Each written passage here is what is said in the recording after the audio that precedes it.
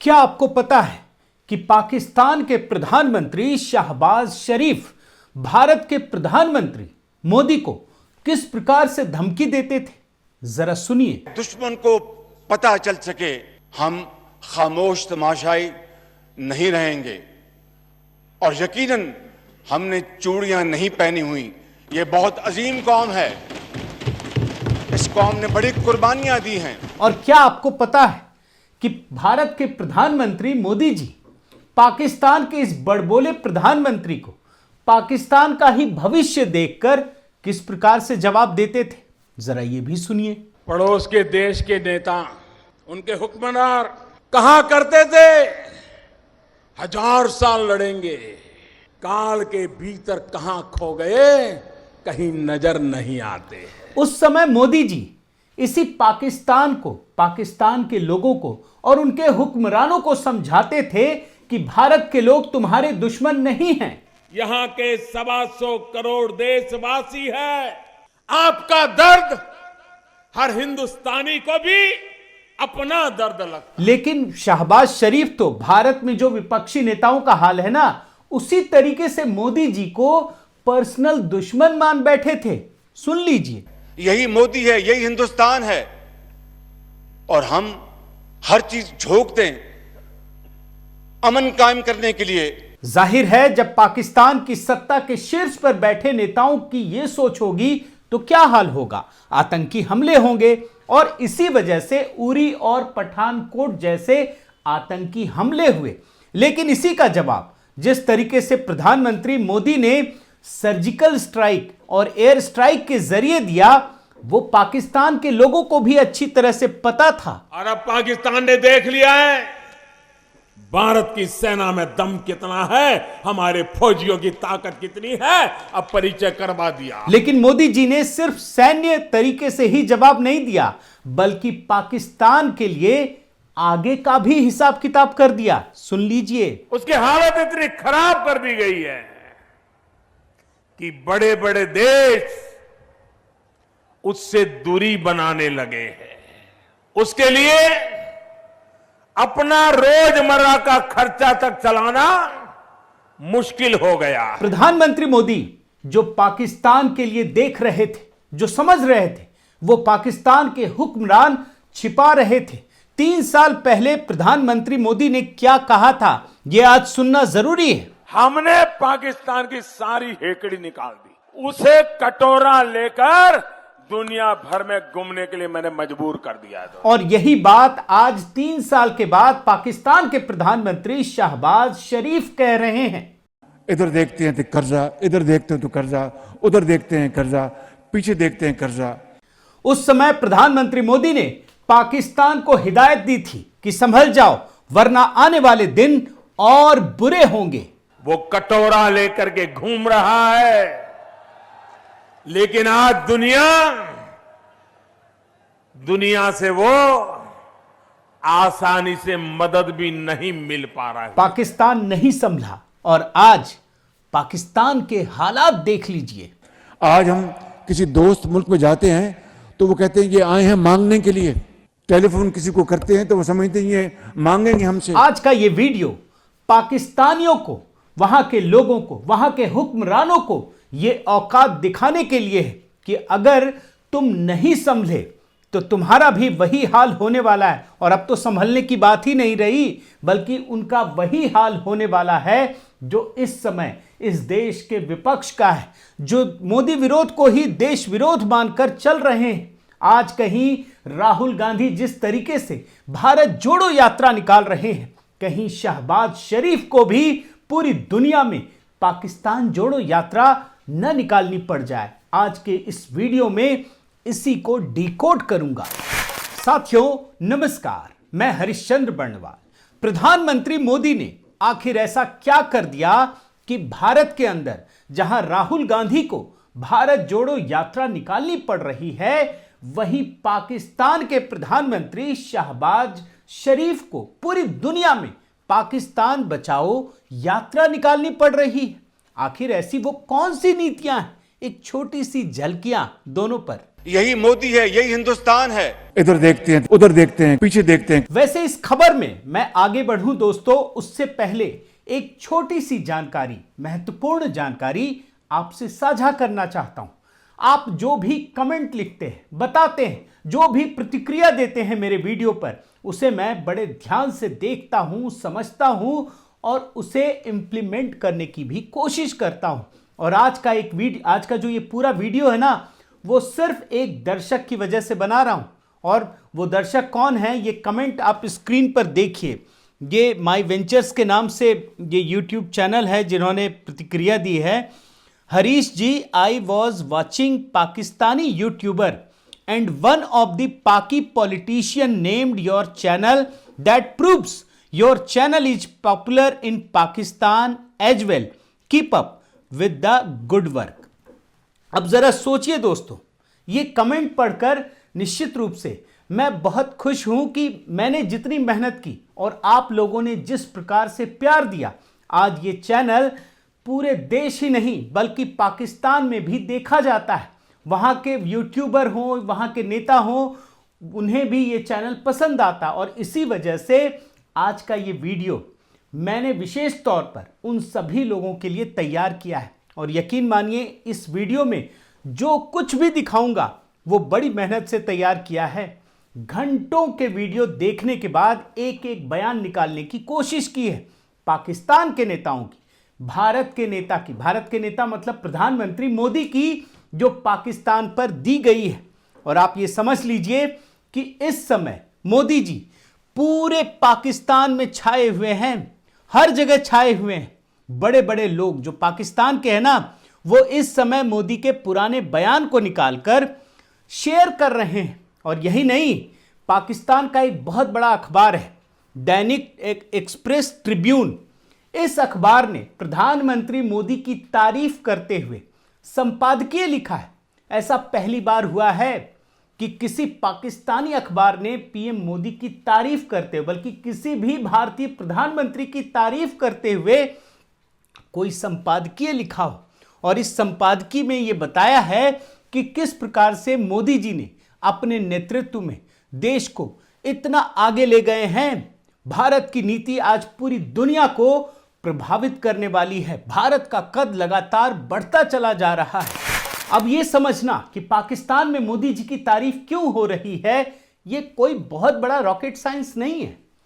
जो भारत पिछले कई वर्षों से प्रधानमंत्री मोदी के नेतृत्व में 80 करोड़ लोगों को मुफ्त राशन दे रहा है, वहीं पाकिस्तान अगर रोटियों के लिए मोहताज हो रहा है, भुखमरी के कगार पर है, तो आप समझ लीजिए कि वहां मोदी की तारीफ नहीं होगी तो क्या होगा। वो भी तो समझ रहे हैं ना कि आखिर किसका हुक्मरान बेहतर है। लेकिन पल भर के लिए आप मान लीजिए कि जो हालात पाकिस्तान में है, रोटियों के लिए जो मारामारी हो रही है, अगर यही हालात भारत में होते तो क्या होता। ये पाकिस्तानी जश्न मना रहे होते, ये पाकिस्तान के नेता संवेदनहीन बनकर भारत का मजाक उड़ाते, चीन जैसा हाल करते, पाकिस्तान तो और मजाक उड़ाता। लेकिन भारत की ऐसी संस्कृति नहीं है। भारत के लोग इस भुखमरी को बड़ी संवेदनशीलता के साथ देख रहे हैं। और इसीलिए मैंने कहीं सोशल मीडिया में पढ़ा, आपके साथ साझा करना चाहता हूं कि अगर पाकिस्तान ने अपने यहां मंदिरों को, गुरुद्वारों को बचा कर रखा होता तो उसे आज भुखमरी का सामना नहीं करना पड़ता। ये मंदिर ही, ये गुरुद्वारे ही लंगर लगा करके उन लोगों का पेट भर देते। लेकिन पाकिस्तान तो ऐसा है नहीं, वहां की संस्कृति तो ऐसी है नहीं। वो तो संवेदनहीनता की पराकाष्ठा पर बैठे हैं। और इसीलिए आज पाकिस्तान दाने दाने को मोहताज हो रहा है। वैसे आज का ये जो वीडियो है ना दोस्तों, वो कुछ खास वजहों से है। आज पाकिस्तान को अगर प्रधानमंत्री मोदी की कुछ चेतावनी सुनाना चाहता हूं, क्योंकि प्रधानमंत्री मोदी ने 7 साल पहले पाकिस्तान को कई सारी बातें कही थी, चेतावनी दी थी, समझाया था और यह भी बताया था कि अगर समय रहते नहीं समझ पाए तो आप भूखमरी के शिकार हो जाएंगे। इसीलिए जो मैं बयान सुनाने जा रहा हूं ना, इसको आप मरसिया की तरह लीजिएगा। मरसिया का मतलब समझते हैं? मरसिया का अर्थ होता है शोक गीत, और आज पाकिस्तान बैंक्रप्सी के मुहाने पर है, जब बर्बाद होने के कगार पर खड़ा है, तो ये बयान बड़े महत्वपूर्ण हो जाते हैं।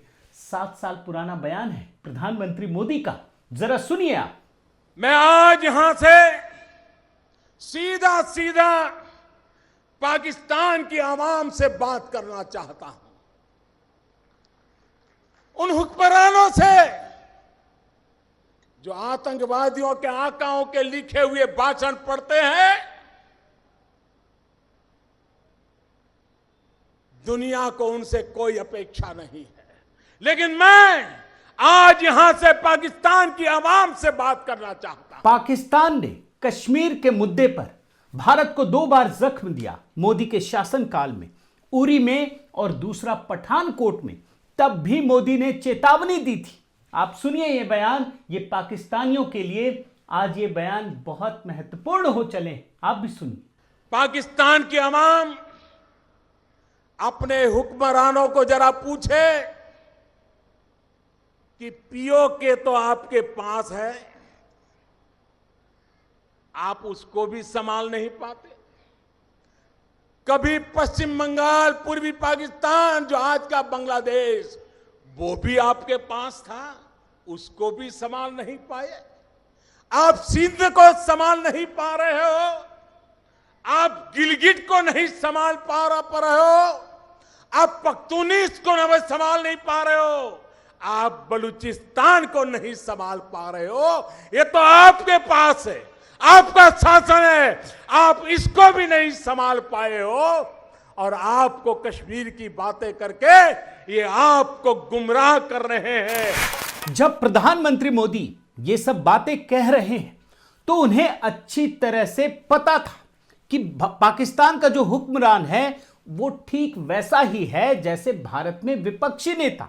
वे यहां जहर घोलते हैं। वे कतई नहीं चाहते कि भारत तरक्की करे, प्रगति करे। वो सिर्फ अपनी नेतागिरी में और किसी प्रकार से सत्ता में रहने के लिए कुछ भी करते हैं, कुछ भी कहते हैं, लोगों को लड़ाते हैं, अनाप शनाप मुद्दों को उठाते हैं। और इसीलिए प्रधानमंत्री मोदी ने कोशिश की कि जो ये जहर घोलने वाले लोग हैं, चाहे भारत में राष्ट्र विरोधी हरकतों में लगे हुए विपक्षी नेता या पाकिस्तान के हुक्मरान, इन दोनों की पोल खोल दी जाए। जैसे भारत में विपक्ष को जो देश, देखिए जब मैं विपक्ष कह रहा हूं ना, तो आप याद रखिए उन नेताओं को बता रहा हूं जो देश विरोधी हरकतों में लगे रहते हैं।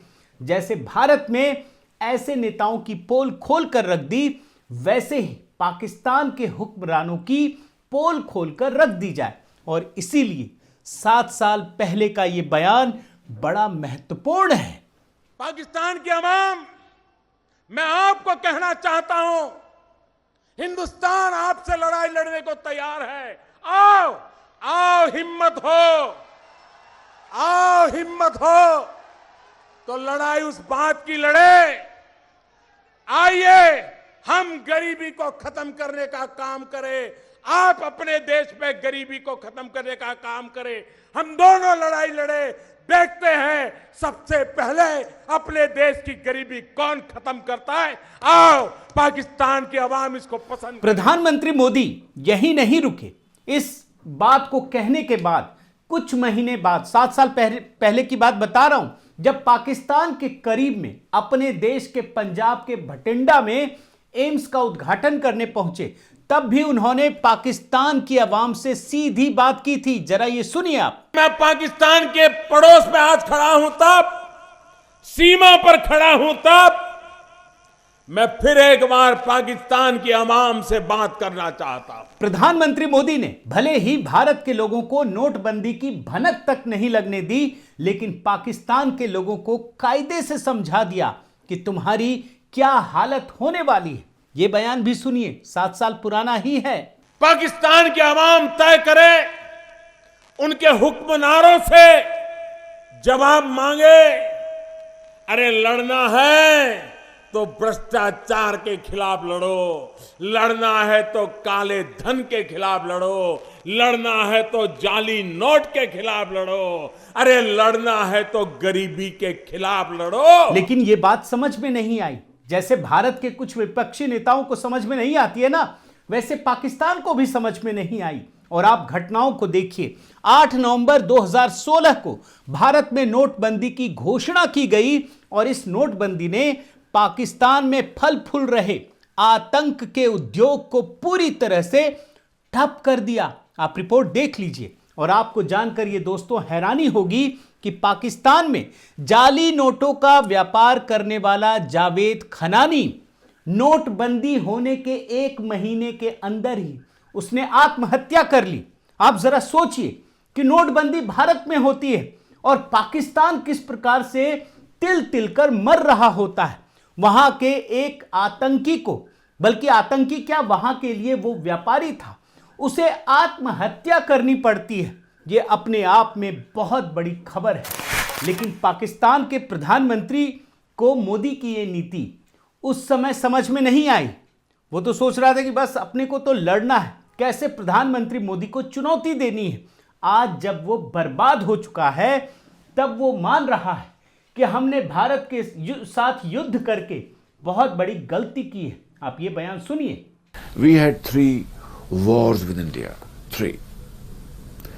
And the consequence of those wars, as a result, it only brought more miseries, to the unemployment, two nations. poverty. लेकिन आप ये जानकर हैरान हो जाएंगे कि यही बात प्रधानमंत्री मोदी पाकिस्तान को 7 साल पहले समझा चुके हैं। भारत के साथ लड़ाई लड़के खुद को भी तबाह कर रहे हो और निर्दोषों का मौत के गुनहगार बनते चले जा यही नहीं, पाकिस्तान आज अपना अस्तित्व बचाने के लिए मोदी से गुहार लगा रहा है, मिन्नतें कर रहा है। और जो बात कभी वाजपेयी जी ने 2003 में कही थी कि हम दोस्त बदल सकते हैं लेकिन पड़ोसी नहीं, वही बात 20 साल के बाद वाजपेयी जी का नाम लेकर प्रधानमंत्री जो पाकिस्तान के हैं, शहबाज शरीफ, मोदी जी से कह रहे हैं। शायद कुछ दिल बदल जाए, मोदी जी वाजपेयी जी का नाम सुनकर शायद उनको रहम आ जाए। आप ये बयान सुनिए। Let's be very blunt. Even if we are not we are not neighbors by choice, but we are there forever. लेकिन पाकिस्तान की ये गलत फहमी तभी दूर होगी जब वो आतंकवाद से अपने हाथ खींच ले, वरना आतंकवादी कान खोल के सुन ले, यह देश बात को कभी भूलने वाला नहीं है। साथियों, मोदी जी जब नया भारत या न्यू इंडिया कहते थे तो बहुत सारे विपक्षी नेता कंफ्यूज हो जाते थे, लोगों को कंफ्यूज करते थे कि सिर्फ शब्द बदलने से क्या होता है। ये ठीक वैसा ही है जैसा नोटबंदी को लेकर हुआ था। वो यही बताकर कंफ्यूज करते थे कि सारे नोट तो वापस छपकर आ गए, अब नोटबंदी से क्या फायदा हुआ। लेकिन आज उन्हीं लोगों को दिख रहा है कि इस नोटबंदी ने कैसे पूरे के पूरे एक देश को बर्बाद करके रख दिया, जो भारत के काले धन पर बैठकर, नकली नोटों पर बैठकर अपना साम्राज्य चला रहा था। और यही मोदी नीति की सबसे बड़ी ताकत है। बहुत बहुत धन्यवाद। आपसे निवेदन है साथियों कि आप मेरे इस चैनल को जरूर सब्सक्राइब कीजिए, लाइक कीजिए, शेयर कीजिए, कमेंट कीजिए और इस बेल आइकन को प्रेस करना मत भूलिएगा। नमस्कार।